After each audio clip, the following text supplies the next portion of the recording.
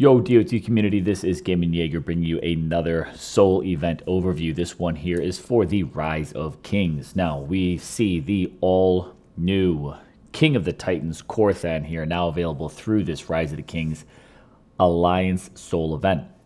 Pretty standard rundown. Of course, you're trying to get a powerful new Titan, new relics. We, of course, have event relics, and you're able to use chosen Titans to give you that extra soul boost during battles. So let's do a nice little rundown of everything we've got coming up.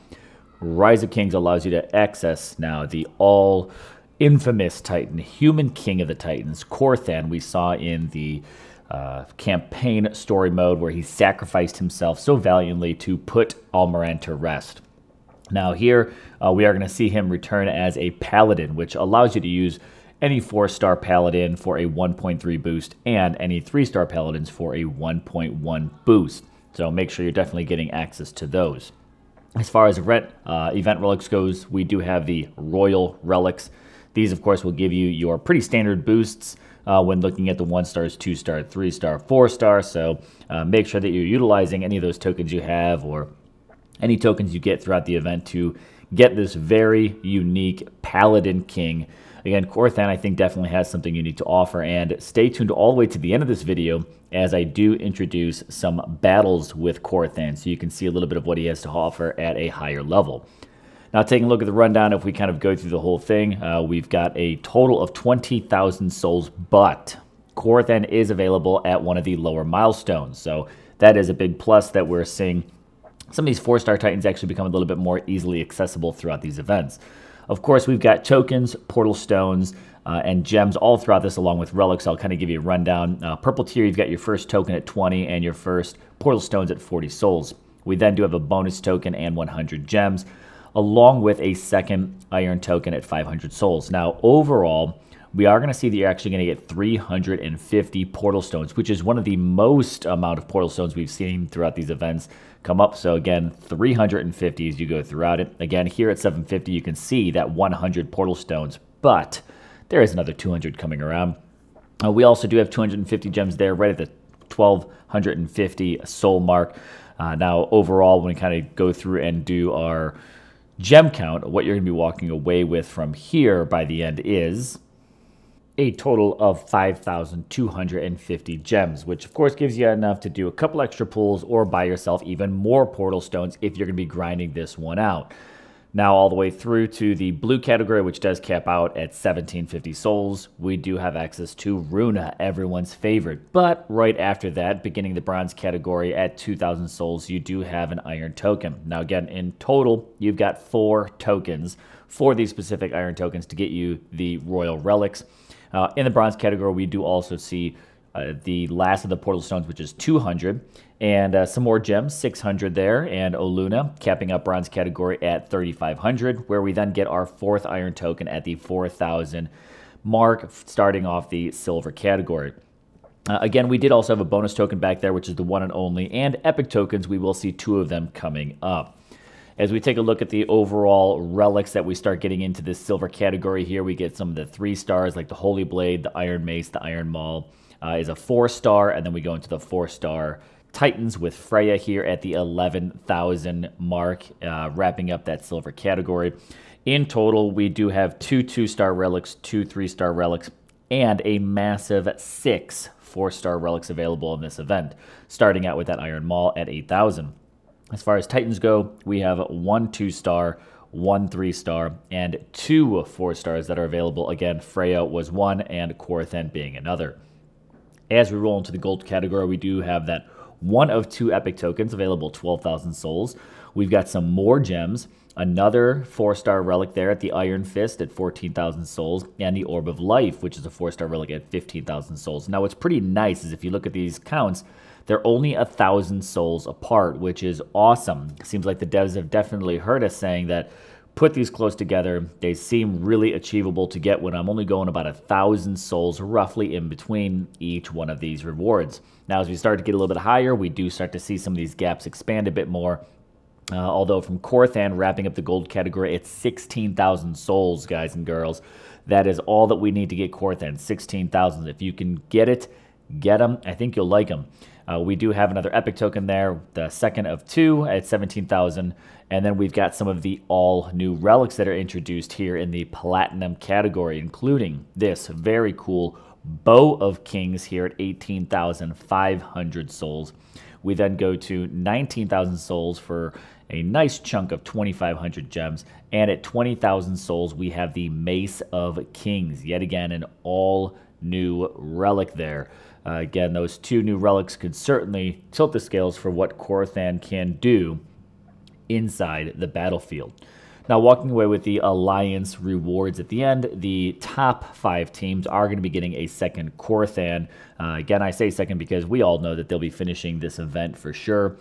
Looking at top 1, you're getting a level 30, 2 a level 20, 3 a level 10, and 4th and 5th place are getting him at level 5.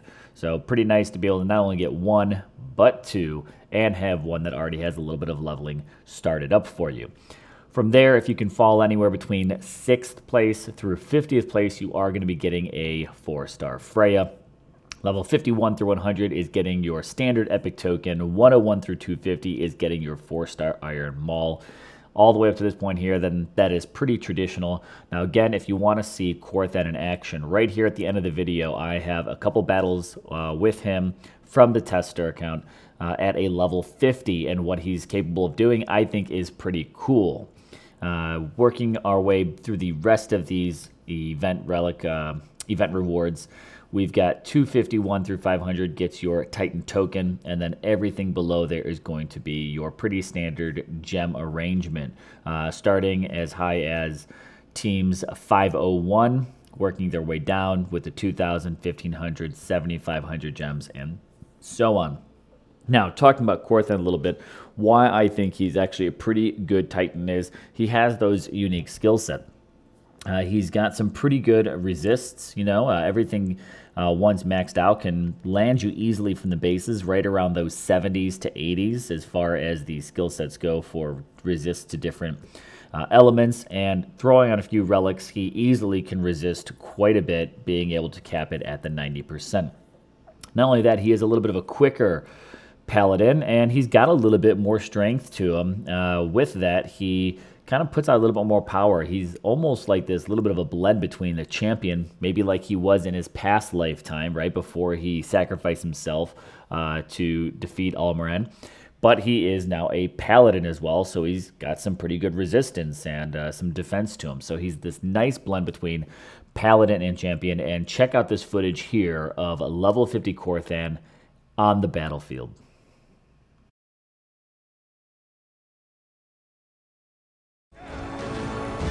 So here you can see after just letting some troops kind of scramble around a bit, I set Korthan here up against,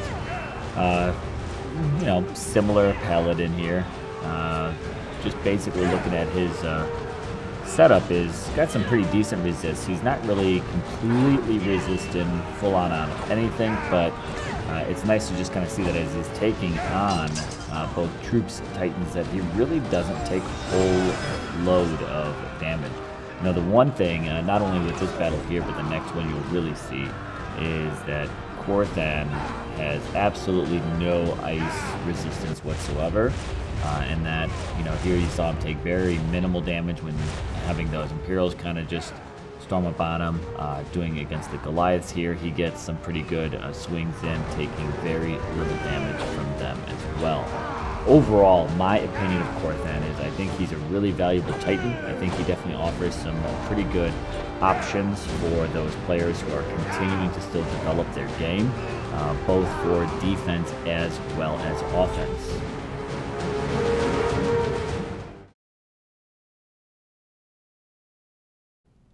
Now, same thing, just going into this next battle, just doing a quick garrison raid. Moving into this one here, just going to do a quick setup. Yet again, not going to use a whole ton of my troops, kind of just let them set back. And main focus here is to see what he'll do against this garrison defending Titan, who is slightly set up more powerful than he is. Again, not going absolutely crazy with it, but being able to use a little mix of troops and the Titan. Again, just to highlight what he can actually do. Yet again, I'm only going to point out one more time that Korthan has 0 ice resistance. So just kind of watch where that comes into play a little bit later on. But here we go with Korthan. Now, I did not drop that shield spell, right? So I just hung on to that.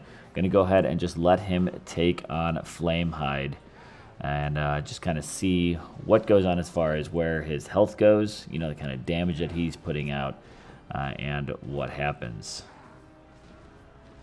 Now, here comes some of the Imperials. Yet again, I'm going to back off of that shield spell because I kind of said to myself, you know, I'm just going to wait and see, you know, what does he actually do?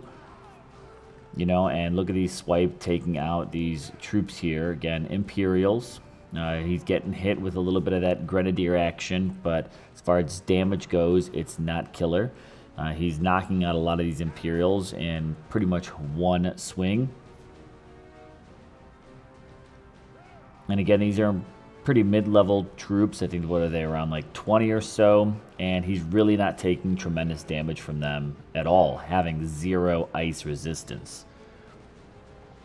And Flamehide, you know, I mean, he could be a pretty solid defender, and he is leveled higher than Korthan.